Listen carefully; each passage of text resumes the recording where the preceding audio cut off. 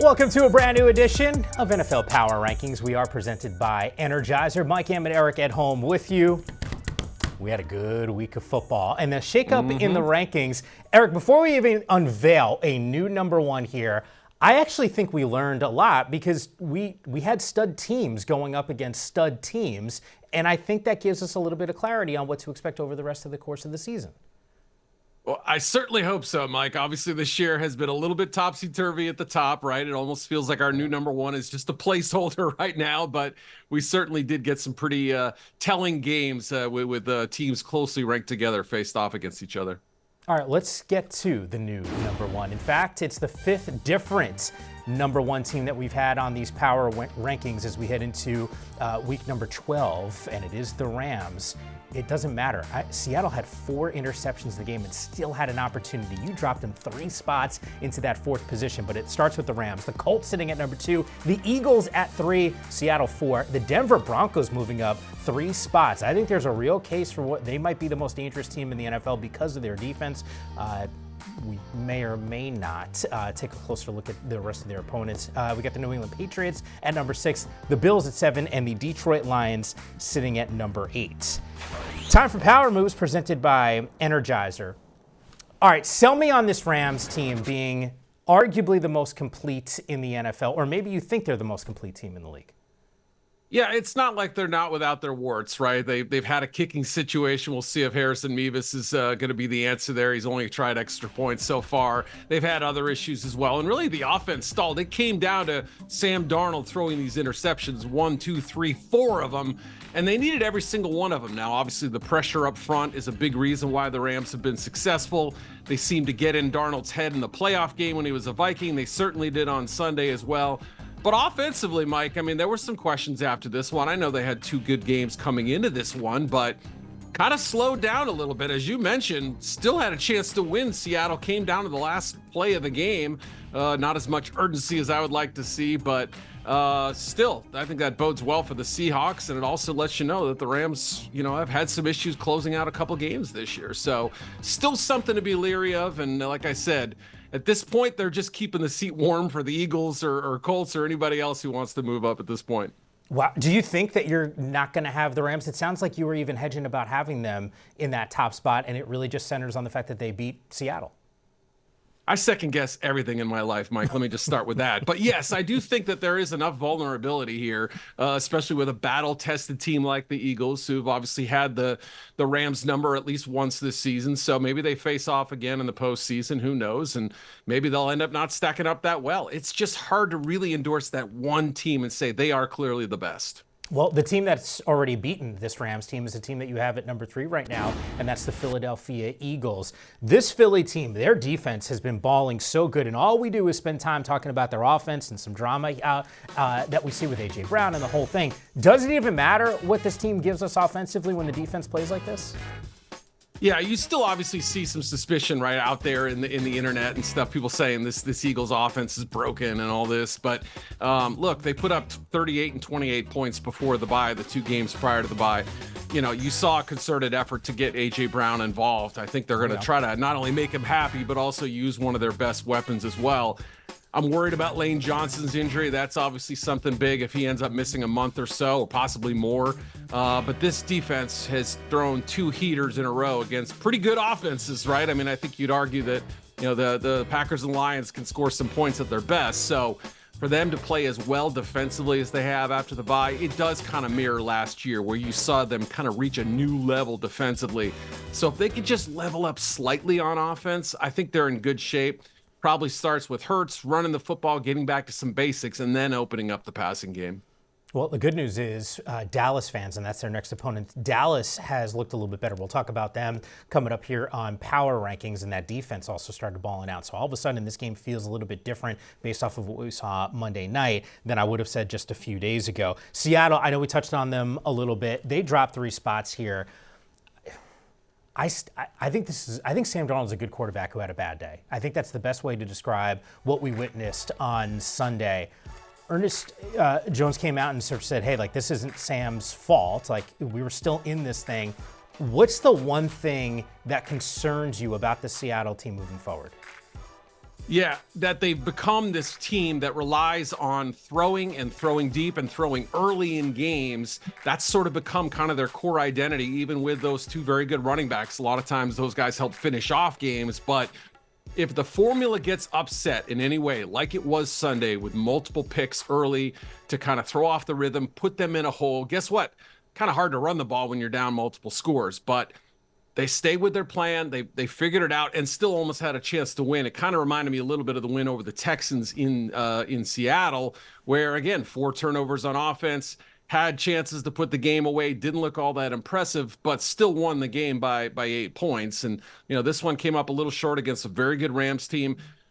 I did knock them down 3 spots, but if you're in that upper 8th of the NFL, you still have a chance to be a Super Bowl team in my mind. So not a huge drop, relatively speaking, and I think they'll be back if they can avoid Darnold having one of these kind of hiccup games where everything seems to kind of snowball and the mistakes keep piling up.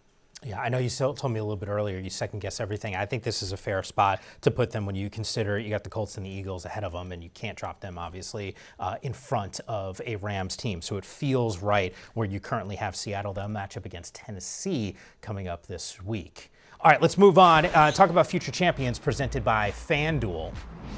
Here are the odds to win the AFC West. Not how I saw this playing out. Kansas City has won this division 9 consecutive times, but it's the Denver Broncos who are a favorite, minus 300. The Chargers behind them at plus 500. The Chiefs at plus 550. Let's not even talk about the Raiders and what we are seeing from this squad. Here's the good news. The Denver Broncos keep winning games. They move up 3 spots in the rankings right now. They head into this bye week feeling very, very confident. I think you can make an argument, and the statistics might say something else. This is the best defense in the NFL, and the way that they're making people feel and these quarterbacks feel uncomfortable is so darn impressive that even if Bo Nix has some stumbles early in games, when the fourth quarter comes around, he'll flip the switch. Like, I look at Denver and go, this is a legit Super Bowl contender. Absolutely. You look at that first drive of the third quarter where Mahomes threw a pick 6. It was called back by penalty. They gave up some big plays, got down close to the red zone, and then made that other interception. And so 2 picks on 1 drive, essentially. That's the kind of potency they have. Obviously, we know about the sack numbers. They're bearing down on the 1984 Chicago Bears record at this point, even though the Bears had 1 fewer game in which to get those 72 sacks. But their pressure's unbelievable. And then to your point, offensively, look, I thought this was Bo Nix's best game, or one of them, pretty darn close this season. The big pass plays were a huge difference. The Cortland Sutton play on 3rd and 15, he had one in the first down that was huge. Troy Franklin with a couple of big catches as well. So getting those deep downfield shots against a good Kansas City defense, finishing it off with a game-winning kick, has to feel pretty darn good. Look, I've been a little bit hard on the Broncos. I've kind of soft-footed a little, held back. I've heard it from their fans. But I kind of needed to see this type of performance after what happened against them last year. And Mike, they're winning close games. 1-6 in close games a year ago, 1-score games. This year, 7-2. That really has kind of flipped everything around for them. Well, look, and that's the narrative, the flip side for a Kansas City team that was 12-0 in 1-score games a season ago, and right now sitting at 0-5 in those 1-score games. Mind blown on what we're seeing from Kansas City, who doesn't look like they're going to go and win this division. Even Patrick Mahomes, after the game, had made reference to that. Buffalo, the Bills, 7 right now, a huge response. Josh Allen, 6 touchdowns in this game. Here's what worries me, Eric. The season has been like this offensively for him. There's some ups and some downs. I thought we'd get a little more consistency from Buffalo, and I think that's what concerns me about putting this team in the elite category. Yeah, they're right on the cusp, right? I kind of consider that top 8 like you're nominally a Super Bowl contender in that range. But, I thought about very hard where to put them, considering Allen really did have to put them on his back. Still threw 2 interceptions, too, so it wasn't a perfect game. But that's about as good a 2-interception game as a quarterback can have. And I think maybe it just comes down to, instead of trying to play this team ball, so to speak, look, Josh is going to have to carry him to some big wins. He did Sunday. He can do it again, whether it's, New England or any of the other big games they have left on their calendar.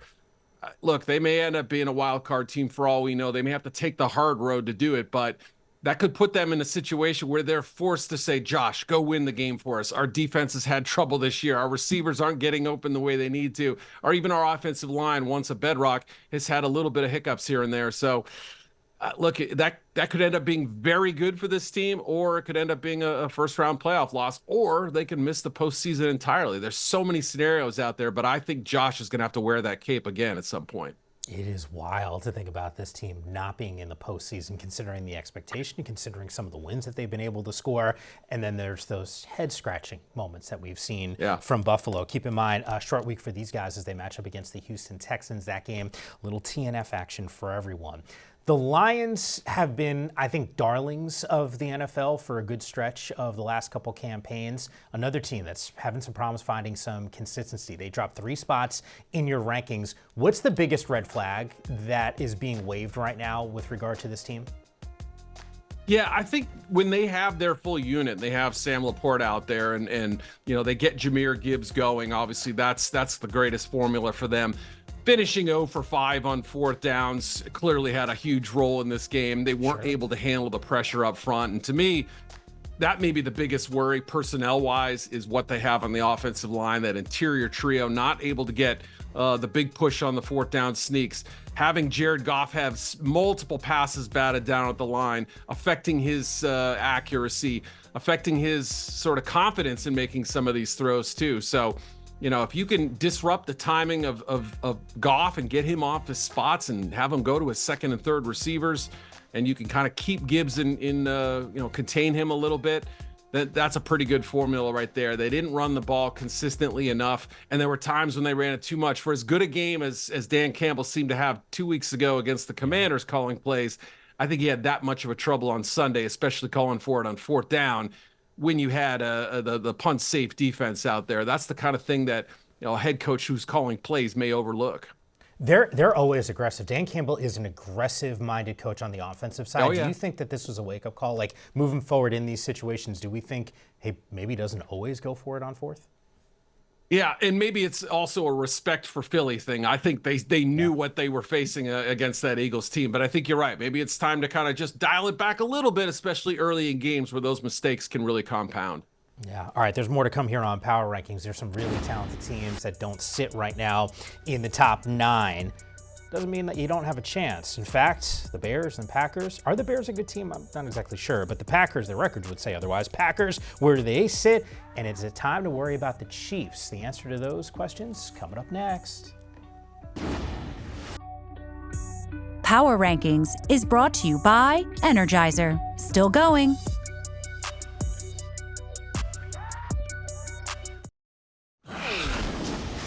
I'm back here on Power Rankings along with Eric at home. Mike Am with you. Eric's teams 9 through 16. The Green Bay Packers moving up 3 spots thanks to a win against the Giants. They sit at number 9. The Niners also up on the move, 3 spots. They're sitting at 10. The Steelers also a 3-slot mover up at 11. The Bucs dropping 2 spots to 12. You got a Ravens team that's really had some problems in the red zone the last 2 weeks. Find a way to get it done. They're at 13. The Bears at 7-3 football team at 14. The Chiefs at 500. We'll talk about the biggest dropper, 8 spots down at 15, and it's the Jacksonville Jags at number 16. But let's talk about the number 9 squad. It's the Green Bay Packers. Sell me on this team. I know there was a coaching change with the Giants, and quite frankly, I did expect them to play better. What I didn't anticipate was Green Bay being pushed the way that they were in this game. Like, I still look at this roster and go, hey, they should be a Super Bowl contender. I don't know if I'm buying this team right now, though. Yeah, I mean, they needed quite a bit to happen. Touchdown pass in the last 4 minutes, an end zone interception, and then also a strip sack as the clock was expiring just to win a game against the team with 2 victories. But, without Tucker Kraft, with the offensive line struggling the way it was, with Josh Jacobs banged up in this one, hard to know what his status is right now. Day to day, it appears. They were down. They were up against it a little bit. They needed some big catches like Savion Williams here. And look, Jameis Winston was going to play like he had everything, that he could possibly have on the line. Mike Kafka, his first game, wants to impress. So the Giants weren't, holding anything back in this one. But I hear you. Those questions about Green Bay have really been there. since about week 3. We've seen them have hiccups. We've seen them have poor defensive games, offensive games where they're not as sharp. And so it's hard to really know what the trust factor is with this team. Still, Micah Parsons came through in the end. Defense for the most part played pretty well in the second half. So there's still some hope, but do they have that fastball, that extra gear they can kick down the stretch? That's the big question. And so far, we've only seen little glimpses of it. Well, another team that moved up 3 spots, the San Francisco 49ers. I've been waiting for this moment to get Brock Purdy back into the fold. Yeah. Sunday, I was doing game day preview. Cynthia Freeland said, hey, Christian McCaffrey should be in the MVP conversation. Are we about to find that next gear for the Niners now that it's seemingly obviously there was a lot of interesting talk about Mac Jones. Do you just stick with him if he keeps winning or whatever? But they kept sort of ping-ponging back and forth with wins and losses. And now just felt like the time for Kyle Shanahan. And obviously, Purdy looked healthy, right? That early TD to Kittle was great. Here's the second one as well. First time those guys have played together since week 1. Just a reminder of how badly the injuries have sunk into this team. But then you look at the defense too. I thought they really played well. Some of the guys stepping up. Curtis Robinson, D. Winters, Malik Mustafa had an interception. Diamador Lenore had a big play as well. So, it really was 3 phases operationally for them that worked pretty well in this game. And Super Bowl team, we'll see. They have that potential. We saw that early in the year, but we felt like this team could maybe reach those heights, but injuries rewrote the script a little. Can they straighten everything out down the stretch without Nick Bosa and Fred Warner and those guys? Still a stretch to me, but can't really rule out a run a little bit.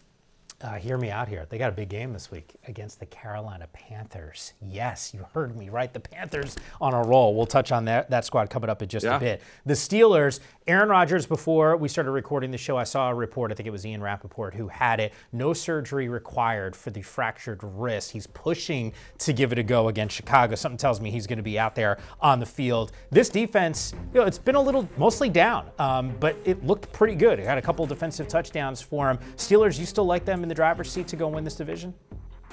Yeah, obviously the worry about Rodgers also kind of folds into the fact that, he hasn't quite played to the same level he did the last, the first half of the season. Rough. The last few games, not as good. Throw that injury, and on top of it, like I think he'll be out there. But, Kyle Duggar made kind of the play of the game in this one with the long pick 6 and, help spur that defense and give them a little bit more confidence, more in the big play department as well. And, maybe we made too much of it. I mean, obviously it was more than just that little 2-game blip there. There were spots early in the season where they didn't look quite as good defensively as we thought they should be. But you start to see with some of the secondary changes, more rush up front, more pressure from Watt and those guys.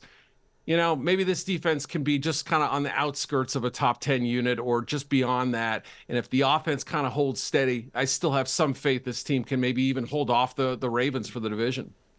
Look, the Bucs, they dropped 2 spots in your rankings. They currently sit number 12. You and I have been generally pretty high on them. The difference is I don't do the rankings, you do. So what your thoughts are actually on record.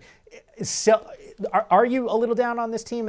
They drop a few spots and they're losing some of these games, but I still feel like the bones of this squad are strong.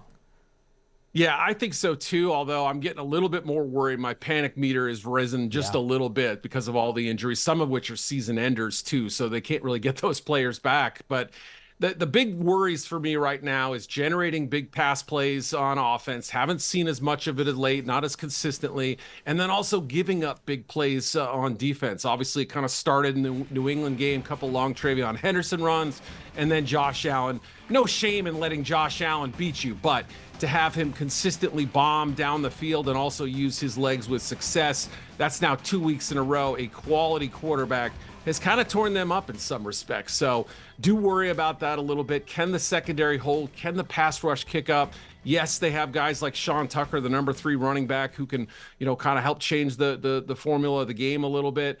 But we'll see. When they get a little healthier offensively, maybe I'll have more hope. Right now, I'm just kind of pumping the brakes a little bit. Yeah, big matchup against the Rams at SoFi Stadium, a place that Baker Mayfield had a cup of tea in that locker room with those guys. Yeah. Meanwhile, I think it's safe to say I don't think you've done these rankings where the Kansas City Chiefs have been in the 15th spot, a free fall. They are the biggest movers down this week, dropping 8 spots for them. You're not ready to stick a fork in them though, right?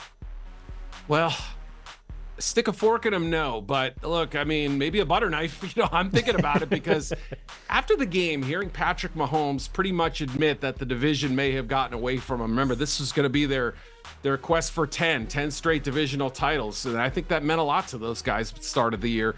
But, the close games that were their hero last year, that were their superpower, has gotten away from the same way the Denver Broncos have become much better at closing out games and excellent in those final few minutes. The Chiefs have been the opposite of that. Excellent last year, haven't gotten a win in a one-score game this season. And look, if you're to just look at the metrics and the overall picture and stack them up next to last season, you wouldn't see a big difference. EPA per play and, the sort of the rankings and what they're allowing per play, very similar. But the execution in those critical situations, like when they took the lead late, those last year that team would have won that game. This year they didn't. They let the Broncos score twice and beat them. So that's the big concern, is finishing off games and finishing what they started, essentially.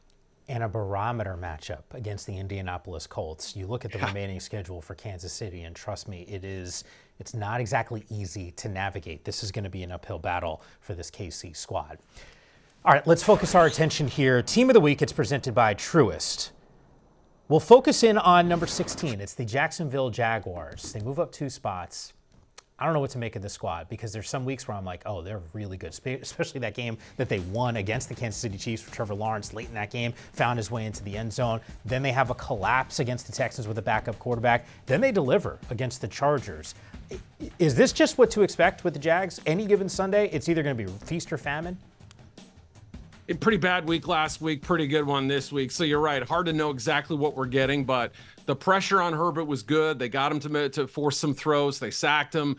Trevor Lawrence had the one bad play, but otherwise played well. When they run the football the way they did Sunday, they're a pretty effective offense. So that's a big part of their formula. If they get back to that and consistently churn out the yards on the ground, they're pretty good. Defensively, it's a little bit more of a big range as to what we're going to get.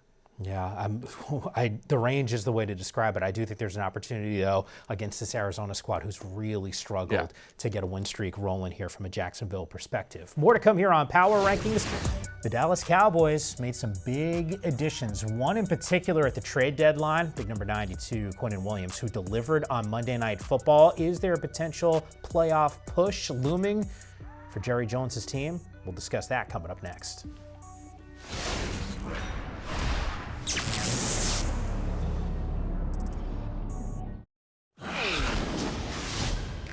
Back here on Power Rankings, along with Eric Edholm, Mike Yam with you. And for not the Chiefs dropping 8 spots, the biggest droppers of the week would have been the Chargers, who moved down 6 spots. They fall to number 17 on the rankings. The Texans at 500 at 5 and 5 at 18. The Carolina Panthers, we'll talk about them in just a moment, at 19. The Cowboys, we'll discuss them at 20. The Vikings at 21. The Miami Dolphins moved up 2 spots, somehow figured out a way to get it done in Madrid, excuse me. And then it's the Arizona Cardinals and the Atlanta Falcons at 23 and 24. All right, let's love them up. I was so excited that they made the conversation list for us here on Power Rankings. We don't get to talk enough about this team. Bryce Young and company, these dudes might win the division. They got a chance, right? Playoffs still looking a little bit remote, but the way Bryce was throwing the ball Sunday, heck, he didn't have 448 yards, barely had that in the previous 3 games combined, 120 more yards than he ever had in a game. And look, there weren't a ton of tight window throws. I mean, his receivers were getting open, but I love the way he distributed the ball around. It wasn't just McMillan. He found Coker. He found, other receivers there, and I thought it was important to get those guys involved. They took Rico Dowdle out. He really stepped up. Defensively, they were just okay, got in a big hole early, but Bryce just calmly chipped away and got them to a victory on the road against a team they'd already beaten once. So it was just a very composed, poised performance, and that's what I think Panthers fans really needed to see out of him. Yeah, I love this story. We get the Monday night on the road. This is a huge game against the San Francisco 49ers. This could really stamp this team being valid. Cowboys, they were on Monday night. They handle business against the Raiders. They move up 3 spots. I thought the story of the game, we can talk about an uptick in the offensive production, and rightfully so. I thought Quinnen Williams and the defense was the story, though. Absolutely right. If we didn't have the George Pickens, CeeDee Lamb, were they benched on the first series, it should have been all about the defensive pressure. Quinnen Williams honoring their fallen teammate. Obviously Marshawn Neal in the tragedy last week. I really felt like that defense was inspired. And how much more is Quinnen going to provide in this group? That remains to be seen. Obviously, the Raiders struggling in the offensive line a little bit offensively in general. So we'll have to see big picture. They got a lot of work to do, but Dallas kept their season alive on Monday night. Yeah, the rest of the rankings, the Bengals at 25, the Commanders at 26, the Giants at 27. It's the Jets, the Browns, the Saints, that Raiders team at 31, and the Tennessee Titans still at number 32 on the power rankings. Eric, you're the best man, hardest job in the business. I'm Mike Yam. Thanks so much for watching.